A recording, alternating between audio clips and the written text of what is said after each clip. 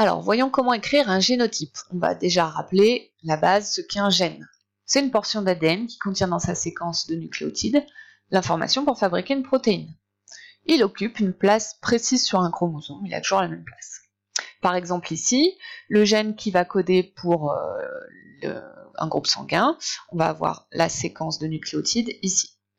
Des fois, il peut y avoir différentes versions du gène, c'est ce qu'on appelle des allèles. Les allèles, c'est les différentes versions d'un même gène et elles diffèrent par leur séquence nucléotidique. Ici, par exemple, on a une mutation, c'est une substitution d'une cytosine par une guanine en position 523. Alors, le génotype d'un individu, ça va être le fait de donner sa composition d'allèles pour un gène qu'on étudie. Par exemple, pour les groupes sanguins, le gène codant pour ces groupes sanguins est porté par la paire de chromosomes numéro 9. La voici ici représentée. On peut avoir, par exemple, un individu qui porte 2 fois l'allèle petit a. Donc on va le schématiser de cette façon.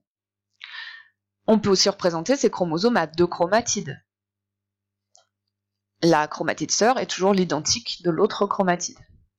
Le génotype va s'écrire de la façon suivante. Chaque chromosome est représenté par une barre et on indique l'allèle que porte ce chromosome.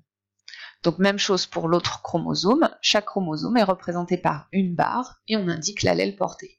L'ensemble est fermé par des parenthèses. Donc là on a le génotype AA. Alors on dit que cet individu serait homozygote, il a la même version du gène codant pour les groupes sanguins. On pourrait avoir un deuxième cas de figure où l'individu porte des versions différentes sur ses chromosomes homologues. À ce moment-là, on peut aussi représenter comme ça les chromosomes à 2 chromatides. À ce moment-là, le génotype, de la même façon, un chromosome, une barre, avec l'allèle qu'il porte. Deuxième chromosome, une barre, avec l'allèle qu'il porte. Ici, on a un génotype de type AB. L'individu est hétérozygote, il a 2 versions différentes du même gène.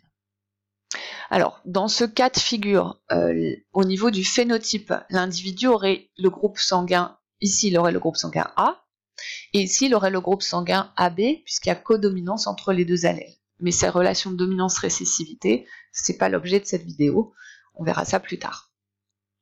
Alors, si j'en reviens à l'écriture des génotypes, ça peut se compliquer un peu si on étudie 2 gènes. Alors, ces gènes peuvent être par exemple portés par le même chromosome.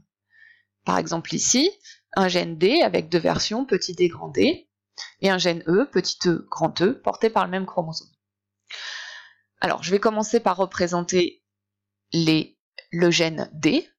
Donc, chaque barre, un chromosome. Donc, voilà pour petit d, et sur son homologue, grand D. Ensuite, le gène E qui est porté sur le même chromosome, donc sur la même barre, grand E par exemple, et petit e. Je peux également représenter les chromosomes à 2 chromatides, voilà ce que ça donne. Donc j'ai bien ici affaire à chaque chromosome qui porte 2 gènes, le chromosome qui porte les autres gènes avec éventuellement d'autres versions, et attention, chaque gène occupe bien toujours la même place sur le chromosome. Autre cas de 2 gènes étudiés, mais cette fois qui seraient sur des chromosomes différents, on parle de gènes indépendants.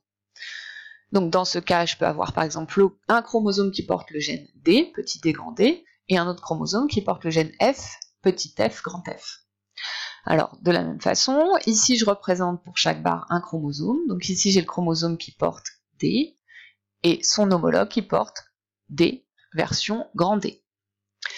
Pour l'autre chromosome, alors je les représente plus petits pour montrer que ce n'est pas les homologues, donc grand F et petit f. Si on les représente à 2 chromatides, voilà ce que ça donne. Voilà pour cette écriture des génotypes.